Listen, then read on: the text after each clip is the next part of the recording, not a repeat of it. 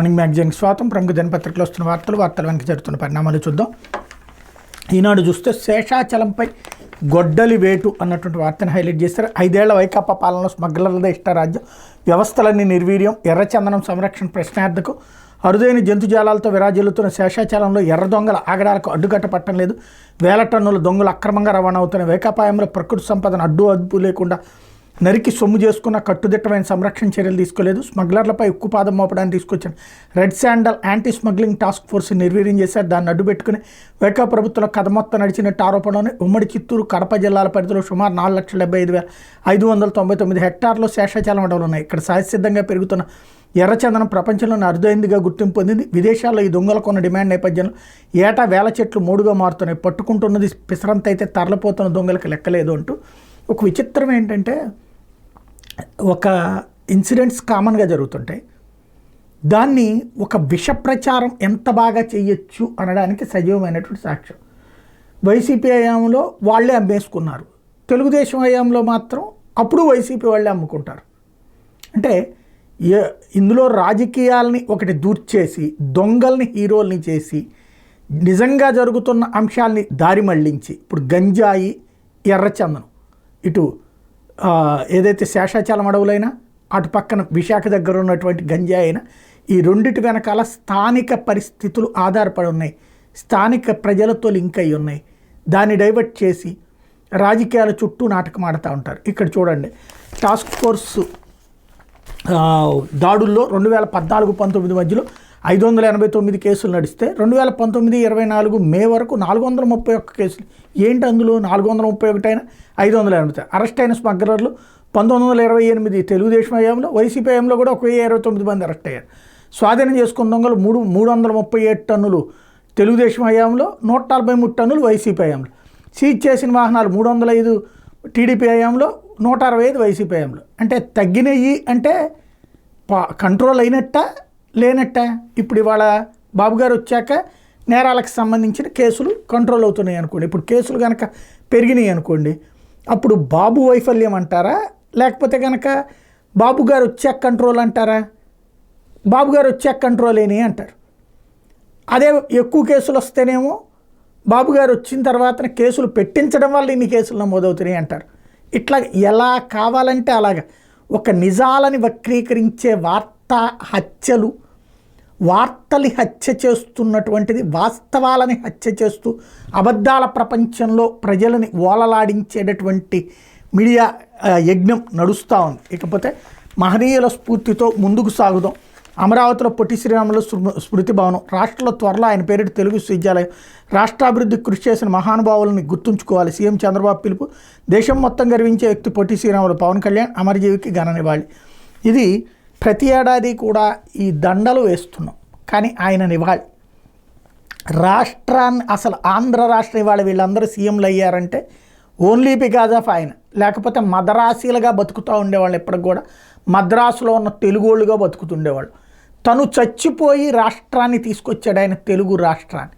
ఆ తీసుకొచ్చినటువంటి రాష్ట్రాన్ని తమ రాజకీయాల కోసం తీసుకెళ్ళి తెలంగాణతో లింక్ చేసింది ఆంధ్ర నాయకులే.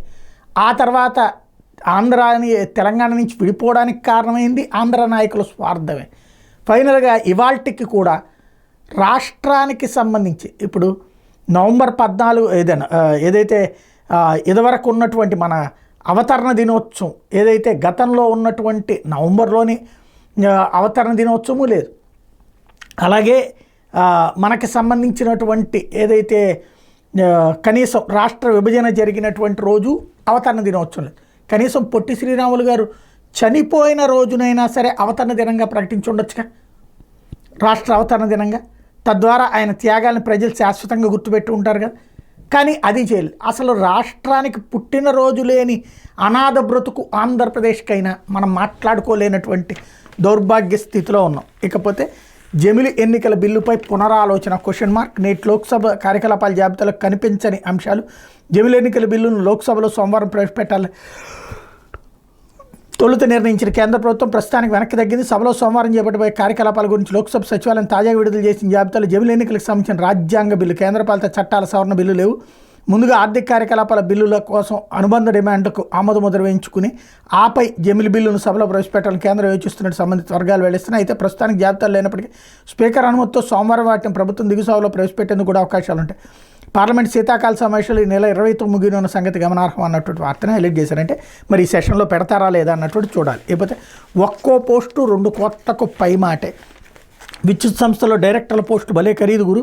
నేతల నుంచి తీవ్ర ఒత్తిళ్లు నెట్టించి నియామక ప్రక్రియ ప్రారంభం. విద్యుత్ సంస్థలో డైరెక్టర్ల నియామకంపై రాజకీయ నేడపడుతోంది. అనుకూలంగా ఉండే కొందరు అధికారులను కీలక విభాగాల్లో డైరెక్టర్గా కూర్చోబెట్టి సొమ్ము చేసుకునే తెరవెనక ప్రయత్నాలు జరుగుతున్నాయి. డైరెక్టర్ పోస్టుకు 2 కోట్ల వరకు పెట్టేందుకు కొందరు వెనకాడటం లేదని సమాచారం. రాష్ట్రంలో కూటమి అధికారంలోకి వచ్చిన తర్వాత జెన్కో, ట్రాన్స్కో 3 డిస్కంల పరిధిలో డైరెక్టర్లుగా ఉన్న వాళ్ళు రాజీనామా చేశారు. ఆ ఖాళీలో కొత్త వారిని నియమించేందుకు ప్రభుత్వం అనుమతించింది. ఈ మేరకు 14 డైరెక్టర్ పోస్టుల భర్తీకి విద్యుత్ సంస్థలు ప్రకటించే కొందరు 1 కంటే ఎక్కువ పోస్టులకు దరఖాస్తు చేశారు. 189 దరఖాస్తులు అయితే. దీన్ని బట్టి విద్యుత్ సంస్థలు డైరెక్టర్ పోస్ట్ ఎంత డిమాండ్ ఉందో ఊహించవచ్చు. ఇటీవల రాజీనామా చేసిన వాళ్ళంతా మళ్ళీ పోస్టులు దక్కించుకునేందుకు ప్రయత్నిస్తున్న గమనారం. 14 డైరెక్టర్ పోస్టులు, 189 దరఖాస్తులు. ఏపీ జెన్కోలో coal, hydel, thermal, finance, HR విభాగాలకు డైరెక్టర్ నియామకానికి ఇచ్చిన ప్రకటనలకు అత్యధికంగా స్పందన వచ్చింది. 83 మంది దరఖాస్తు చేస్తే పరిశీలన తర్వాత ముఖాముఖి పరీక్షకు 40 మందికి అవకాశం కల్పించారంటే ఒక్కో పోస్టుకు సగటున 8 మంది పోటీ పడుతున్నారు. ట్రాన్స్కోలో డైరెక్టర్ ఫైనాన్స్ టెక్నికల్ నియామకానికి ప్రకటిస్తే 44 మంది దరఖాస్తు చేశారు. సగటున ఒక్కో పోస్టుకి 22 మంది రేసులో ఉన్నారు. ఏపీ ఎస్పీడీసీఎల్, ఏపీ ఈపీడీసీఎల్లో టెక్నికల్ ఆపరేషన్స్ డైరెక్టర్ నియామకానికి ప్రకటిస్తే సిపిడిసిఎల్ పరిధిలో టెక్నికల్ ప్రాజెక్ట్ ఫైనాన్స్ డైరెక్టర్ పోస్టులకు వేరువేరుగా ప్రకటనలు వెలువడ్డాయి. 3 డిస్కంల పరిధిలో 7 పోస్టుల భర్తీకి ప్రకటిస్తే భారీ ఎత్తున డిమాండ్ వచ్చింది అన్నట్టు ఓవరాల్గా 2 కోట్లు డబ్బులు వసూలు చేస్తున్నారని రాసుకొచ్చింది. ఇక్కడ విషయం రాసుకొచ్చింది, కానీ ఎవరు డిమాండ్ చేస్తున్నారు డబ్బులు? ఇది విద్యుత్ శాఖ మంత్రి లేకపోతే చంద్రబాబు? ఎవరు వసూలు చేస్తున్నారు? లేదా మనం రెగ్యులర్గా రాసుకొచ్చేటువంటి జగన్మోహన్ రెడ్డి ఏమైనా వసూలు చేసి ఇక్కడ నియామకం చేస్తున్నాడు? అసలు డైరెక్టర్ పోస్టులకు సంబంధించినటువంటిది ఎందుకు అవసరమైంది? ఆ రోజు డైరెక్టర్ పోస్టుల పేరుతో దోపిడీ అని ఇదే తెలుగుదేశం విమర్శించింది. అధికారులు ఉండగా మళ్ళీ డైరెక్టర్లు ఎందుకు? మరి ఇంత డబ్బులు ఇచ్చి చేస్తున్నారంటే వాళ్ళు ఎంత తింటుండాలా? కాబట్టి సంథింగ్ ఏదో జరుగుతోంది. అసలుది రాయలేక జర్నలిజం స్ఫూర్తి అంటూ ఇంకా కొంత హృదయంలో ఎవడో ఉంటారు కదా అక్కడ జర్నలిస్టులు, ఆ జర్నలిస్టులు రాసుకొచ్చినటువంటి వార్త ఇది. కానీ దాన్ని కూడా మళ్ళీ జాగ్రత్తగా హషప్ చేస్తూ అర్థం కాకుండా రాసుకొచ్చారన్నమాట. అయితే 7 కొండల వాడి దర్శనానికి ఎన్ని దారులు. 7 కొండలపై కొలువుదీరిన అఖిలాండ కోట బ్రహ్మాండ నాయకుడు దర్శనానికి కోట్ల మంది భక్తులు తప్పిస్తుంటారు. ఇష్టదైవాన్ని కనులారా వీక్షించి తన్మయత్వం దివ్యానుభూతిని మూట కట్టుకుంటారు. తిరుమల శ్రీవారి దర్శన మార్గాలు అవకాశాలు టికెట్లపైన భక్తులకు ఎప్పటికప్పుడు ఎన్నెన్నో సందేహాలు వస్తున్నాయి. శ్రీవారి దర్శనానికి ఆన్లైన్, ఆఫ్లైన్లో తిరుమల తిరుపతి దేవస్థానం అవకాశాలు కల్పిస్తున్న అవకాశాలు తెలుసుకునేందుకు వాళ్ళు ఆరాటపడుతుంటారు. భక్తులకు సౌకర్యాలు కల్పించేందుకు తిరుమల తిరుపతి దేవస్థానం ఇది ఏర్పాట్లను చేస్తూ శ్రీనివాసుడి దర్శన అవకాశాలు ఇతర వివరాలపై ఈనాడు ప్రత్యేక కథనాన్ని ఒకటి హైలైట్ చేసింది. లేకపోతే పరుగులు పెట్టనున్న పోలవరం అంటూ ఈ ఆర్థిక సంవత్సరంలో పునరావాసానికి 712 కోట్లు నేడు ప్రాజెక్టును సందర్శించిన ముఖ్యమంత్రి చంద్రబాబు వైకాపా ప్రభుత్వం రివర్స్ పాలన చతికిలబడిన పోలవరం పనులకు కూటమి సర్కార్ పరుగులు పెట్టించనుంది. అధికారం చేపట్టిన తర్వాత తొలి పర్యటనగా పోలవరానికి వచ్చిన సీఎం చంద్రబాబు ప్రాజెక్టుపై ఆయనకున్న అంకిత భావాన్ని చాటుకున్నారు. తెలుగుదేశం పార్టీ ప్రభుత్వాలు ప్రతి నెల సోమవారం పోలవరం సందర్శించి పనులపై సమీక్షించేవాళ్ళు ప్రస్తుతం ఆ కార్యక్రమానికి మళ్ళీ పునరుత్తేజం తీసుకొచ్చారంటుంది. ఇక్కడ మన వాళ్ళైతే అద్భుతం, ఇంకొకళ్ళు చేస్తే దుర్మార్గం. ఇదివరకు జగన్ హయాంలోనే అక్కడ గేట్లు అమర్చింది, అట్లాగే వంతెనకి సంబంధించినటువంటి జరిగింది. అదే సమయంలో చంద్రబాబు గారి టైంలో జరిగినటువంటి అక్కడ ఏదైతే ఇప్పుడు అనుకుంటున్నటువంటి వాళ్ళు ధ్వంసమైనటువంటి వాళ్ళు మళ్ళీ ఇప్పుడు కట్టాల్సి వచ్చినటువంటి వాళ్ళు, అదే సందర్భంలో మిగతా వాటికి సంబంధించినటువంటి జరిగింది. అంతకుముందు రాజశేఖర రెడ్డి హయాంలో కాలువల తవ్వకం ఇవన్నీ జరిగింది. ఎవరి క్రెడిట్ వాళ్ళకి ఇవ్వం. వాళ్ళందరూ ఏమీ చేయలేదు. మొత్తం మాకు నచ్చిన బాబుగారు అయితేనే అన్నీ జరిగినాయి. వాళ్ళని గురించి సరే బాబుగారు వస్తే అన్నీ జరుగుతున్నాయి కదా, మిగతాదంతా నాశనం.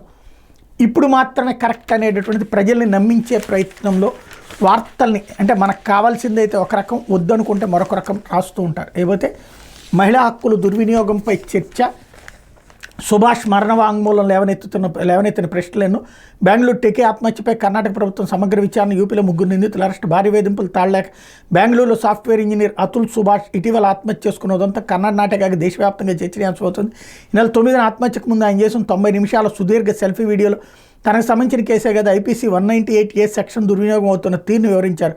ఈ టెకే ఆత్మహత్య కేసు ఒక వ్యక్తి జీవితానికి సంబంధించిన విచారణే కాకుండా చట్టాలను సవరించాల్సిన అవసరాన్ని గుర్తు చేస్తుంది. కర్ణాటక హోంమంత్రి డాక్టర్ జి పరమేశ్వర్ ఆదివారం ఇక్కడ అభిప్రాయపడ్డారు.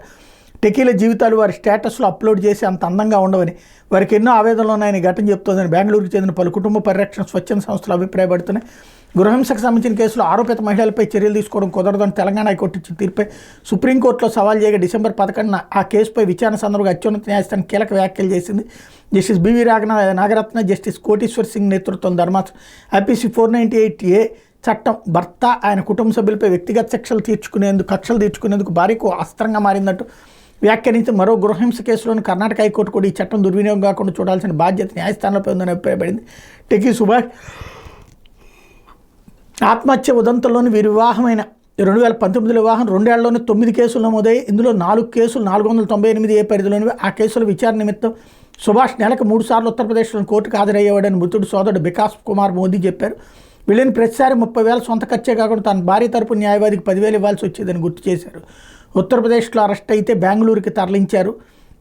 అతుల్ సుభాష్ ఆత్మహత్య కేసులో మృతుడి భార్య నిఖితా సింఘానియా, అత్త నిషా, బావమరిది అనురాగ్ లని బెంగళూరు నగర పోలీసులు ఉత్తరప్రదేశ్లోని ప్రయాగ్రాజ్లో ఆదివారం అరెస్ట్ చేసి బెంగళూరుకు తరలించాడు. ఇక్కడి కోర్టు వీరికి 14 రోజులు జ్యుడిషియల్ కస్టడీకి అనుమతించింది. ఘటన జరిగినప్పటి నుంచి పరారీలో ఉన్నటువంటి ఈ ముగ్గురు ముందస్తు బెయిల్ కోసం అలహాబాద్ ఉన్నత న్యాయస్థానం ఇటీవల పిటిషన్ వేశారు. ఆ వ్యాజ్యాన్ని విచారణకు రాకముందే పోలీసులు అదుపులో తీసుకున్నారు. తన మనవడిని అప్పగించాలని అతుల్ తండ్రి పవన్ కుమార్ మోడీ కోరారు. 2020లో అతుల్ నిఖితలకు కుమారుడు జన్మించాడు. ఆ తర్వాత కుమారుడు కోడలు విడిపోయారు. అప్పటి నుంచి మనవడిని నేరుగా చూడలేదు. వీడియో కాల్స్లోనే చూసాం. ఇప్పుడు ఆ చిన్నారిని ఎక్కడుంచారో తెలీదు, వాడికి ప్రాణాపాయం ఉందంటూ తీవ్ర ఆందోళన వ్యక్తం చేశారు. తన కుమారుడు మరణవాంగ్మూలంలో పేర్కొన్న ప్రకారం నిందితులకు శిక్ష పడే వరకు అస్థికలు నిమజ్జనం చేయబోనని తెలిపారు. మరోపక్క సుభాష్ కుటుంబంపై అతడి భార్య నిఖిత కూడా తన భర్త అత్తమామలు వేధించేవారంటూ తీవ్ర ఆరోపణలు చేశారన్నటువంటి వార్తని హైలైట్ చేశారు. కేటాయించింది 413 కోట్లు, ఖర్చు చేసింది 143 కోట్లు. నిదానంగా సాగుతున్న పెట్రోలియం యూనివర్సిటీ నిర్మాణం. విభజన చట్టం ప్రకారం ఉమ్మడి విశాఖపట్నం జిల్లాలో ఏర్పాటు చేసిన పెట్రోలియం అండ్ ఎనర్జీ ఇన్స్టిట్యూట్ నిర్మాణ పనులు నత్తనడుకుని సాగుతున్నాయి. 2021-22 నుంచి 23-24 మధ్య 3 ఏళ్ల కాలంలో ఈ సంస్థకు బడ్జెట్ మొత్తం 413 కోట్లు కేటాయిస్తే అందులో 143 కోట్లు మాత్రమే ఖర్చు చేసినట్టు పెట్రోలియం స్థాయి సంఘం పార్లమెంట్ సమర్పించిన నివేదికలో పేర్కొంది. విభజన చట్టంలో నిబంధనల ప్రకారం 2016లో కేంద్ర పెట్రోలియం సహజవాయువుల శాఖ ఆధ్వర్యంలో దీన్ని ఏర్పాటు చేశారు. 2017లో ప్రభుత్వం Indian institute of petroleum and energy act ద్వారా దీనికి జాతీయ ప్రాధాన్యమైన విద్యా సంస్థ హోదా కట్టబెట్టింది. ఏర్పాటు అయినాటి నుంచి ఇప్పటివరకు ఈ సంస్థ ఆంధ్ర యూనివర్సిటీ ఇంజనీరింగ్ కళాశాల ప్రధాన భవనం 2వ అంతస్తులోని తాత్కాలిక క్యాంపస్లో నడుస్తూ వస్తుంది అన్నటువంటి వార్తని హైలైట్ చేశారు. లేకపోతే మధుమేహులు చలికాలం జాగ్రత్త అంటూ చర్మం పొడిబారి పుండ్లు పడే అవకాశం, జిడ్డు క్రీములతో సమస్య జట్లం, షుగర్ వ్యాధి చికిత్స నిపుణులు డాక్టర్ పివి రావు సూచన. రాష్ట్రంలో చలి తీవ్రత పెరుగుతోంది. పలు ప్రాంతాల ఉష్ణోగ్రత కనిష్ట స్థాయికి పడిపోతున్నాయి. దీంతో శ్వాసకోశ వైరల్ వ్యాధులు ప్రబలుతున్నాయి. గాల్లో తేమ శాతం తగ్గడంతో పలువురిలో చర్మం పొడిబారి దురదలు వచ్చి పుండ్లు పడుతున్నాయి. ఈ సమస్య మధుమేహ రోగులను మరింత ఇబ్బందులు గురి చేస్తుందని ప్రముఖ మధుమేహ చికిత్స నిపుణులు డాక్టర్ పివి రావు తెలిపారు. సరైన జాగ్రత్తలతో ఈ సమస్య నివారించవచ్చునని సూచించారు. అంశాలపై ఈనాడుతో ప్రత్యేకంగా మాట్లాడారన్నటువంటి వార్తని హైలైట్ చేశారు. అయితే కంటైనర్లో రేషన్ బియ్యం ఉందని ప్రచారం. కాకినాడ సీపోర్ట్లో వెంటనే తనిఖీలు చేసిన అధికారులు పరీక్షల తర్వాత ఆ బియ్యం కాదని నిర్ధారణ. కాకినాడ సీపోర్ట్స్ లిమిటెడ్లో తాజాగా 146 కంటైనర్లో రేషన్ బియ్యం ఉందని, విదేశాలకు తరలిపోతుందని ఆదివారం ప్రచారం కావడం కలకాలం రేపింది. వెంటనే అప్రమత్తమైన సంయుక్త కలెక్టర్ రాహుల్ మీనా, జిల్లా పౌర సరఫరా అధికారి టి ప్రసన్న లక్ష్మీదేవి, డిఎస్పీ రఘువీర్ విష్ణు, పౌర సరఫరాల సంస్థ సాంకేతిక సహాయకుల బృందం హుటాహుటిన సీపోర్ట్కి వెళ్ళింది. ఉదయం 7:30 నుంచి 9:30 గంటల వరకు తనిఖీలు నిర్వహించింది. ఒక్కో కంటైనర్లో 26 టన్నుల చొప్పున బియ్యం ఉందని, మొత్తం నిల్వల్లో బాయిల్డ్ ముడి బియ్యం ఉందని గుర్తించింది. రా బియ్యం ఎంపిక చేసిన 14 కంటైనర్లోని బియ్యం నమూనాలకు అక్కడికక్కడే సిబ్బంది పరీక్షలు నిర్వహించారు. అందులో పోర్టిఫైడ్ కెర్నల్స్ జాడ లేకపోవడంతో అవి రేషన్ బియ్యం కాదని తేల్చారు. తనిఖీ బృందంలో ఏపీ మ్యారిటైమ్ బోర్డు పోర్టు అధికారి Dharmashastra, KSPL CO Muralidhar, port CI Sunil Kumar తదితరులు ఉన్నారు. పశ్చిమ ఆఫ్రికాకి ఈ నిల్వలు పంపించడానికి నౌక కోసం ఎగుమతిదారులు ఎదురు చూస్తున్న క్రమంలో రేషన్ బియ్యం నిల్వలు ఉన్నాయని తాజాగా ప్రచారం సాగింది. తనిఖీల అనంతరం ఏమీ లేదని అధికారులు వెల్లడించారు. ప్రస్తుతం తనిఖీ చేసిన కంటైనర్లు ఉమశ్రీ కేపీఆర్ ఎక్స్పోర్టర్స్కి చెందినవని అధికారులు పేర్కొన్నారు. సీపోర్టు వద్ద ఈ నెల 14 నుంచి ప్రభుత్వ చెక్ పోస్టులో నిఘా కొనసాగుతున్న విషయం తెలిసింది అన్నటువంటి వార్తని హైలైట్ చేశారు. లేకపోతే సాక్షి వచ్చేటప్పటికి దూదికి దిక్కు లేదు అన్నటువంటి వార్తని హైలైట్ చేశారు. పేరుకే పెద్ద ఆసుపత్రులు ఏ మందులు ఉండవు, డ్రెస్సింగ్ మెటీరియల్కు చేతులు ఎత్తేస్తున్న వైను, గ్యాస్, షుగర్, బీపీ సమస్యలకు మందులు ఇవ్వలేని దైన్యం, అన్నీ బయటికే రాస్తున్న వైద్యులు, నిరుపేద రోగులపై మందుల భారం మోపుతున్న పాలకులు. రాష్ట్ర వ్యాప్తంగా అన్ని ప్రభుత్వ ఆసుపత్రుల్లోని ఇదే దుస్థితి. విజయవాడ జీజీహెచ్లో జంటామైసిన్ డ్రాప్స్, గ్లౌజులు కరువే, విటమిన్ ట్యాబ్లెట్స్కు నోచుకొని గుంటూరు జీజీహెచ్, విశాఖ కేజీహెచ్లో అత్యవసర మందులు లేవు. అన్ని ఆసుపత్రుల్లో సర్జికల్ సరంజామా తెచ్చుకోవాల్సింది రోగులే. ఆసుపత్రికి వచ్చింది మొదలు తిరిగి వెళ్లే వరకు అన్నీ కొనాల్సిందే. ఎన్ని మార్లు ఎన్నింటి పెట్టినా ముద్దు నిద్ర వేయడని సర్కార్ అంటూ గత సర్కార్ అయితే ముందు చూపు జీరో వేకెన్సీ పాలసీ అమలు 5 ఏళ్లలో 54,000 పోస్టులు భర్తీ ఎప్పటికప్పుడు నియామకాలు చేపట్టిన వైఎస్ జగన్ ప్రభుత్వం ఫలితంగా గ్రామీణ పిహెచ్సిలో వైద్యుల కొరత 0.86% మాత్రమే. అదే జాతీయ స్థాయిలో 22.3% మేర వైద్యులేమి. దేశం మొత్తంగా గ్రామీణ ప్రాంతాల్లో 23% నర్సుల కొరత. ఏపీలో కేవలం 4.7% మేర మాత్రమే నర్సుల పోస్టులు ఖాళీ. ఇటీవల పార్లమెంట్లో ప్రకటించిన కేంద్ర ఆరోగ్య శాఖ అన్నటువంటి వార్తని హైలైట్ చేశారు. జగన్ హయాంలో జిఎస్డిపి జోరు 1.94 లక్షల కోట్ల అదనంగా పెరిగిన రాష్ట్ర స్థూలోత్పత్తి. ఆర్బీఐ నివేదికలు వెల్లడి. స్థిర ధరల ఆధారంగా 5 ఏళ్లలో జిఎస్డిపి 31.04% వృద్ధి. వైఎస్ఆర్సీపీ హయాంలో వ్యవసాయ రంగం వృద్ధి 16.46%. 2 ఏళ్లు కోవిడ్ సంక్షోభంలో తయారీ రంగం 58.39% వృద్ధి. 5 ఏళ్లలో పారిశ్రామిక రంగం 46.62%, నిర్మాణ రంగంలో 41.5% వృద్ధి. విద్య, వైద్యం, తాగునీరు, సంక్షేమం, గ్రామీణ పట్టణాభివృద్ధికి ప్రాధాన్యం ఇస్తూ జగన్ సామాజిక అడుగులు. సామాజిక రంగంపై 5.22 లక్షల కోట్లు వెచ్చించిన జగన్. బాబు హయాంలో తలసరి ఆదాయం 1,54,031. జగన్ పాలనలో 2,42,479కి పెరిగిన తలసరి ఆదాయం అన్నటువంటి వార్తని హైలైట్ చేశారు. విజన్ 2047 ఓ డొల్ల డాక్యుమెంట్. మరోసారి చంద్రబాబు పబ్లిసిటీ స్టంట్. వైఎస్ఆర్సీపీ అధినేత వైఎస్ జగన్ ధ్వజం. బాబు పాలనలో మొత్తం 3 విజన్లు. చరిత్రలో నిలిచిపోయే పని ఒక్కటైనా చేశారు. ప్రభుత్వ రంగంలో ఒక్క మెడికల్ కాలేజీ అయినా కట్టారా? స్కూళ్ళు, ప్రభుత్వ ఆసుపత్రులు బాగు చేశారా? రైతులకు అండగా నిలిచారా? మరి ఇంకెందుకు విజన్ డాక్యుమెంట్లు? రాష్ట్రం ప్రజల అవసరాలకు చోటెక్కడ? వాస్తవిక దృక్పథం ఏది? ఆయన దృష్టి అంతా ప్రజలు మోసం చేయడం, మాయం చేయడం పైన. విజన్ డాక్యుమెంట్ల పేరిట ఇంకా ఇలా అబద్ధాలు ఆడితే జైలుకో ఆసుపత్రికో పంపిస్తామన్న నాటి స్విట్జర్లాండ్ ఆర్థిక మంత్రి పాస్కల్. బాబు 14 ఏళ్ల పాలనలో రెవెన్యూ లోటు మినహా ఎనడైనా మిగులుందా? ప్రభుత్వ ఆస్తులు అమ్మేసి సంపదను ఆవిరి చేసే సంస్కృతి చంద్రబాబుది. వైఎస్ఆర్సీపీ అమలు చేసిన పథకాలు, కార్యక్రమాలు నీరుగారుస్తూ రద్దు చేస్తున్నారు. మేము సృష్టించిన ఆస్తులు తన మనుషులకు అమ్మేయడానికి బాబు ప్రయత్నిస్తున్నారు. పేదలను మరింత పేదవాళ్ళగా తయారు చేస్తున్న చంద్రబాబు అన్నటువంటి వార్తని హైలైట్ చేశారు. లేకపోతే టీనేజ్ అకౌంట్కి తాళం అంటూ సామాజిక మాధ్యమాలతో యుక్త వయసు వారికి పెనుముప్పు. సాధారణంగా సోషల్ మీడియా అకౌంట్కు అర్హత వయసు 13 ఏళ్ళు. కానీ 8 ఏళ్ల వారికి తప్పుడు సమాచారంతో ఖాతాలు. యుక్త వయసు వచ్చే వారికి మానసిక శారీరక రుగ్మతలు. పిల్లల ఖాతాలపై తల్లిదండ్రుల పర్యవేక్షణ లేకపోతే అనర్థాలు అన్నటువంటి వార్తని హైలైట్ చేశారు. చిరంజీవితో అల్లు అర్జున్ భేటీ. గంటపాటు చర్చ. నాగబాబును కలిసి బన్నీ తన మావయ్య సీనియర్ నటుడు చిరంజీవిని ఆదివారం ఉదయం సీనియర్ నటుడు అల్లు అర్జున్ కలిశారు. 2 రోజుల క్రితం బన్నీని అరెస్ట్ చేయడం, చెంచల్గూడ జైలుకి తరలించడం, శనివారం ఉదయం బెయిల్పై విడుదల కావడం తదితర అంశాలపై వీళ్ళిద్దరు గంటపాటు చర్చించారు. సంజయ్ థియేటర్ వద్ద తొక్కిసలాట ఘటనలో జైలు నుంచి విడుదలైన తర్వాత తొలిసారి చిరంజీవి అర్జున్ కలుసుకున్నారు. అర్జున్ తన భార్య స్నేహారెడ్డితో కలిసి ఒక కారులో, ఆ వెనక అల్లు అరవింద్ మరో కారులో చిరునివాసానికి వచ్చారు. ఈ భేటీలో ఏం మాట్లాడుకున్నాను దానిపై ఎవరు మాట్లాడలేదు. బన్నీ వెళ్ళిపోయిన తర్వాత ఇంకో 2 గంటల పాటు అల్లు అరవింద్ చిరంజీవి నివాసంలో ఉన్నారు. కాగా అనంతరం అల్లు అర్జున్ నాగబాబు ఇంటికి వెళ్ళి ఆయనతో భేటీ అయ్యి కాసేపు ముచ్చటించారు. ఆంధ్రప్రదేశ్ ఉప ముఖ్యమంత్రి నటుడు పవన్ కళ్యాణ్ శనివారం రాత్రి 8:30 గంటల ప్రాంతంలో విజయవాడ నుంచి హైదరాబాద్ చేరుకున్నారు. ఉదయం వరకు జూబ్లీహిల్స్ రోడ్ నెంబర్ 33లోని తన ఇంట్లోనే ఉన్నారు. ఉదయం 10:30 గంటలకు తిరిగి ప్రత్యేక విమానంలో విజయవాడ వెళ్ళిపోయారు. అల్లు అర్జున్ పవన్ కళ్యాణ్ కలుస్తారు లేదా పవన్ కళ్యాణ్ అల్లు అర్జున్ ఇంటికి వెళ్ళి పరామర్శిస్తారని వార్తలు చక్కలు కొట్టాయి. పవన్ కళ్యాణ్ అల్లు అర్జున్ కలవడానికే హైదరాబాద్ వచ్చారని సోషల్ మీడియాలో వార్తలు వెలువడ్డాయి. తీరా చూస్తే వీళ్ళిద్దరి మధ్య ఎలాంటి కలయిక లేకుండానే పవన్ వెళ్ళిపోయారు. మరోవైపు శ్రీతేజ్ త్వరగా కోలుకోవాలని దురదృష్టకరణ ఘటన తర్వాత ఆసుపత్రిలో చికిత్స పొందుతున్న చిన్నారి శ్రీతేజ్ గురించి నేను చాలా ఆందోళన చేస్తున్నాను. లీగల్ ప్రొసీడింగ్స్ నేపథ్యంలో ప్రస్తుతం ఆ బాలుని కానీ ఆ కుటుంబాన్ని కానీ సందర్శించదని సలహా ఇచ్చారు. చికిత్స పొందుతున్న అతడు త్వరగా కోలుకోవాలని భగవంతుని ప్రార్థిస్తున్న ఆ బాలుడి వైద్య ఖర్చులకి ఆ కుటుంబ అవసరాలను తీర్చే బాధ్యత తీసుకుంటానన్న మాటకి నేను కట్టుబడి ఉన్నాను. వీలైనంత త్వరలో ఆ బాలుని అతని కుటుంబాన్ని కలుస్తాను అల్లు అర్జున్ ఆదివారం ఎక్స్లో పోస్ట్ చేశారన్నటువంటి వార్తని హైలైట్ చేశారు.